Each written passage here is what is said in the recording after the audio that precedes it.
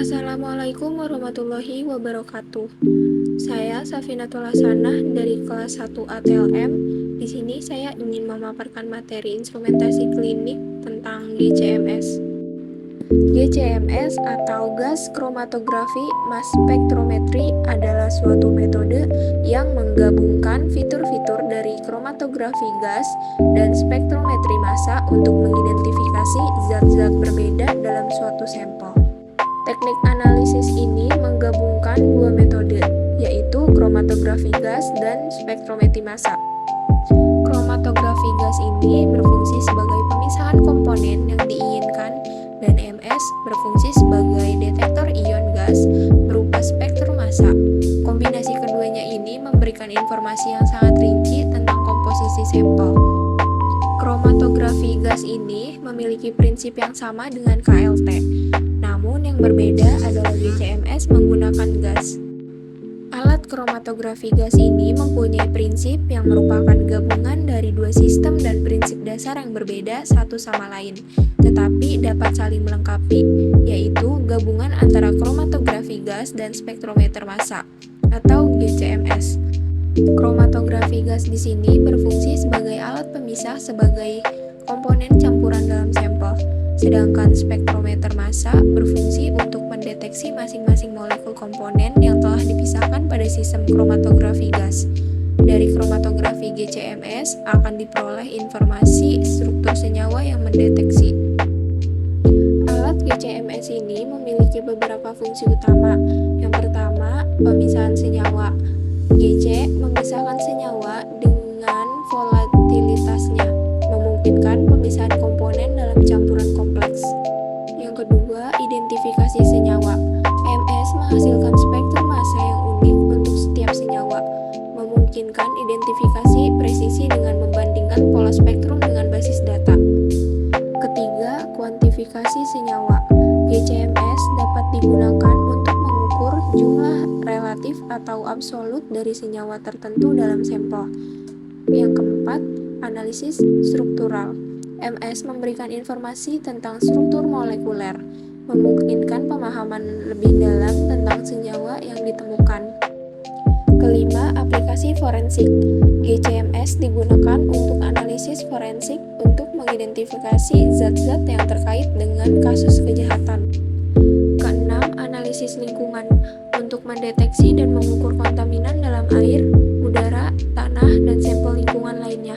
Ketujuh, analisis makanan untuk mengidentifikasi residu pestisida, bahan tambahan makanan, atau kontaminan lain dalam produk pangan.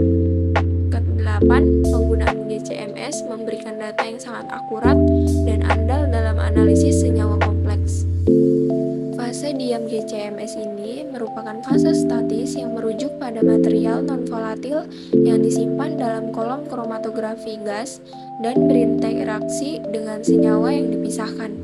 Contoh yang bentuk padat, butiran, silika, dan rantai karbon. Contoh yang bentuknya cair itu etilen glikol dan poisilikat. Di dalam GCMS ini juga terdapat fase gerak.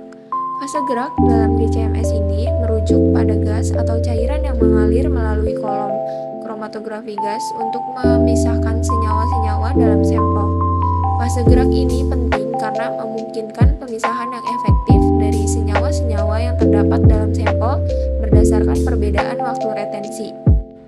Contohnya, yang pertama helium. Ini adalah fase gerak paling umum yang digunakan dalam kromatografi gas. Helium ini merupakan pilihan yang baik karena inert dan memungkinkan pemisahan yang cepat dan efisien dari senyawa-senyawa dalam sampel. Yang kedua, nitrogen. Seperti halnya helium, nitrogen juga sering digunakan sebagai fase gerak dalam GCMS. Fase nitrogen ini dapat efektif dalam memisahkan senyawa-senyawa yang lebih kecil dalam sampel. Yang ketiga, hidrogen. Meskipun kurang umum daripada helium dan nitrogen, hidrogen digunakan dalam beberapa kasus dalam GCMS karena memiliki kemampuan memisahkan senyawa dengan baik, terutama senyawa yang lebih ringan. Yang terakhir, argon. Argon juga dapat digunakan sebagai fase gerak dalam GCMS, terutama untuk teknik deteksi massa tertentu. Fungsi bagian yang pertama, karir gas kromatografi, yaitu gas pembawa atau yang sering kita sebut fase gerak dalam kromatografi gas digunakan untuk membawa solut ke dalam kolom. Yang kedua, kolom, untuk tempat terjadinya proses pemisahan karena di dalamnya terdapat fase gerak. Selanjutnya, detektor di panah nomor 5. Pendeteksi komponen-komponen yang telah dipisahkan dari kolom secara terus-menerus, cepat, dan akurat. Selanjutnya, injeksi sampel di panah nomor 3. Fungsi dari tempat injeksi adalah untuk mengantarkan sampel ke dalam aliran gas pembawa. Yang terakhir, flow control di panah nomor 2. Ini merupakan bagian yang mengatur aliran gas carrier gas sesuai dengan metode analisa yang digunakan. Cara penggunaan GCMS. Yang pertama, persiapan sampel. Persiapan sampel dengan cara ekstraksi atau derivatisasi sesuai kebutuhan analisis. Pastikan sampel dalam bentuk yang sesuai dengan GCMS. Yang kedua, injeksi sampel. Injeksikan sampel ke dalam sistem GC menggunakan teknik injeksi sesuai instruksi perangkat yang Anda gunakan. Yang ketiga, kromatografi gas. Jalankan analisis kromatografi gas untuk memisahkan komponen sampel. Pengaturan suhu dan laju aliran gas sangat penting untuk hasil yang akurat. Yang keempat, deteksi massa. Komponen yang terpisah oleh kromatografi gas akan diarahkan ke spektrometer massa. Deteksi massa akan memberikan informasi tentang massa molekuler dan struktur senyawa. Cara penggunaan GCMS yang kelima, analisis dan interpretasi data. Analisis data dari spektrometer massa untuk mengidentifikasi komponen sampel. Gunakan perangkat lunak analisis data GCMS untuk memproses dan menginterpretasi hasil. Yang keenam, validasi hasil. Pastikan hasil valid dengan membandingkan dengan standar internal atau eksternal. Uji ulang jika diperlukan untuk memastikan keakuratan. Yang ketujuh, pelaporan hasil. Laporkan hasil identifikasi dan konsentrasi komponen sampel sesuai dengan kebutuhan. Yang terakhir, perawatan dan pemeliharaan. Lakukan perawatan rutin dan kalibrasi perangkat GCMS untuk memastikan kinerja yang optimal. Pastikan selalu mengacu pada petunjuk penggunaan perangkat GCMS dan memahami prinsip dasar untuk mendapatkan hasil analisis yang dapat diandalkan. Di dalam GCMS terdapat waktu retensi. Waktu retensi ini adalah waktu yang dibutuhkan molekul senyawa untuk melintasi kolom kromatografi gas. Waktu retensi tinggi dalam GCMS ini merupakan waktu yang dibutuhkan molekul senyawa untuk melintasi kolom kromatografi gas lebih lama daripada senyawa lain dalam campuran. Waktu retensi rendah ini merupakan waktu yang dibutuhkan molekul senyawa untuk melintasi kolom kromatografi gas lebih singkat daripada senyawa di dalam campuran. Selanjutnya, cara mengkalibrasi alat GCMS. Pertama-tama, persiapan standar kalibrasi. Siapkan larutan standar yang berisi konsentrasi diketahui dari senyawa yang akan dianalisis. Standar ini mencangkup rentang konsentrasi yang diharapkan dalam sampel. Yang kedua, injeksi standar.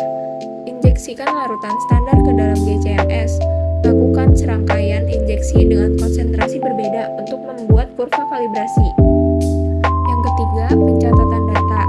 Catat respon detektor MS terhadap setiap konsentrasi standar. Data ini kemudian digunakan untuk membangun kurva kalibrasi.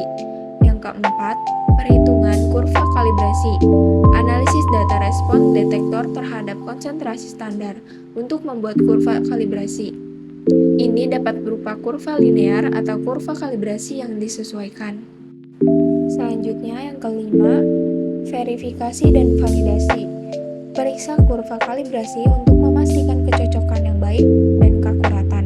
Lakukan validasi dengan menggunakan standar kontrol kualitas. Yang keenam, koreksi instrumen. Jika diperlukan, koreksi instrumen untuk memastikan bahwa respon detektor sejalan dengan konsentrasi standar yang diharapkan. Yang terakhir, ulangi kalibrasi secara berkala. Lakukan kalibrasi secara berkala untuk memastikan instrumen tetap dalam kondisi yang baik dan memberikan hasil yang akurat. Kalibrasi GCMS ini memberikan dasar yang kuat untuk interpretasi data dan hasil analisis yang konsisten. Selanjutnya, troubleshooting pada alat. Yang pertama, puncak kromatogram tidak jelas atau tidak stabil. Penyebabnya, kalau mungkin terkontaminasi atau memerlukan pemeliharaan. Inlet atau detektor juga mungkin bermasalah. Langkah troubleshootingnya, periksa dan bersihkan kolom, ganti inlet liner, atau periksa kondisi detektor. Yang kedua, peningkatan baseline pada kromatogram. Penyebabnya, kontaminasi detektor atau kolom, atau masalah pada sistem pembawa gas. Langkah troubleshooting, periksa dan bersihkan detektor, ganti kolom jika diperlukan, dan periksa kondisi pembawa gas. Yang ketiga, puncak pada waktu retensi yang salah. Penyebabnya, kalibrasi mungkin tidak akurat atau ada perubahan suhu kolom atau detektor. Langkah troubleshooting, lakukan kalibrasi ulang dengan standar yang sesuai. Periksa suhu kolom atau detektor. Yang keempat, spektrum massa tidak konsisten. Penyebabnya, masalah pada spektrometer massa seperti ionisasi yang tidak stabil. Lakukan troubleshooting, periksa kondisi spektrometer massa, bersihkan sumber ionisasi dan kalibrasi spektrometer. Yang kelima, garis dasar spektrum massa bermasalah. Penyebabnya, kontaminasi dalam sumber ionisasi atau masalah dengan detektor. Langkah troubleshooting, bersihkan sumber ionisasi, ganti filamen detektor yang diperlukan. Yang keenam, kerusakan inlet atau liner. Penyebabnya, akumulasi sampel atau kontaminan pada inlet atau liner. Langkah troubleshooting, bersihkan atau ganti inlet liner, dan pastikan inlet berfungsi dengan baik. Yang ketujuh, tidak ada respon detektor. Penyebabnya, detektor mungkin mati atau memerlukan penggantian komponen. Langkah troubleshooting, periksa detektor, pastikan semua komponen berfungsi dengan baik, dan ganti komponen yang rusak. Selanjutnya, pembacaan data hasil GCMS. Yang pertama, kromatogram. Lihat kromatogram GC untuk melihat waktu retensi puncak. Waktu retensi adalah waktu yang dibutuhkan suatu komponen untuk melewati kolom. Selanjutnya, identifikasi puncak-puncak yang muncul di kromatogram. Setiap puncak mewakili komponen tertentu dalam sampel. Yang kedua, spektrum massa. Lihat spektrum massa yang sesuai dengan setiap puncak di kromatogram. Spektrum massa memberikan informasi tentang massa molekul dan fragmen-fragmen yang dihasilkan oleh molekul tersebut. Identifikasi puncak-puncak dalam spektrum massa. Puncak tertinggi adalah massa molekul dari komponen tersebut. Yang ketiga, analisis data. Gunakan perangkat lunak analisis data untuk membantu mengidentifikasi komponen-komponen. Beberapa perangkat lunak otomatis dapat membandingkan spektrum massa dengan basis data referensi. Perhatikan juga kesesuaian waktu retensi dan spektrum massa untuk menginformasi identifikasi komponen. Yang keempat, kuantifikasi. Hitung konsentrasi relatif atau absolut dari setiap komponen berdasarkan luas di bawah puncak kromatogram. Yang kelima, interpretasi hasil. Jika perlu, buat laporan hasil identifikasi dan kuantifikasi komponen dalam sampel. Berikan interpretasi yang tepat terkait dengan tujuan analisis, misalnya mengidentifikasi kontaminan atau mengukur konsentrasi senyawa tertentu. Alat GCMS juga memiliki kelebihan dan kekurangan. Kelebihan alat GCMS ini, yang pertama itu sensitivitas tinggi, yang kedua resolusi tinggi, yang ketiga analisis cepat, yang keempat analisis kuantitatif, yang kelima persiapan sampel yang minimal, yang keenam hemat biaya. Selain itu, alat ini juga